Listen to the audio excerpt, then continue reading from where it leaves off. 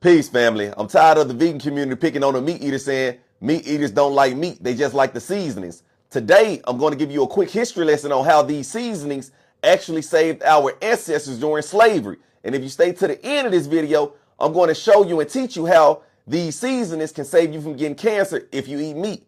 Watch this short clip first. You don't even like eating meat. You don't like eating steak. You don't like eating chicken.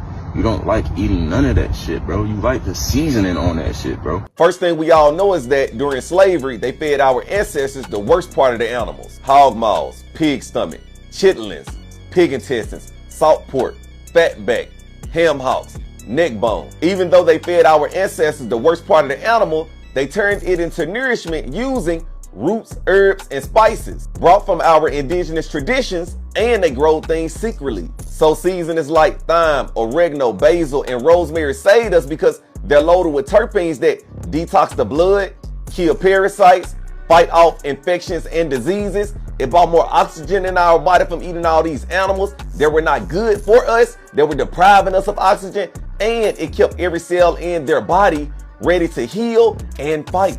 During slavery, our ancestors didn't have pharmacies. They had nature. They even used garlic, onion, and honey in their food and made teas out of it. That was the original immune booster. Our DNA is involved with plants, not bland food. That's why people say, man, this food ain't got no flavor. What a season. Even vegans will say it. That's because our taste buds and cells literally recognize those smells and flavors as medicines and protection. So our ancestors knew seasoning meat would give them protection and be the medicine for them to survive being force-fed the worst part of the animals like the pig and the hog. Now, if you eat meat, use seasonings like dill, rosemary, basil, thyme, oregano, etc. Because when you eat meat, you activate mTOR genes, the same growth pathways cancer cells use to multiply.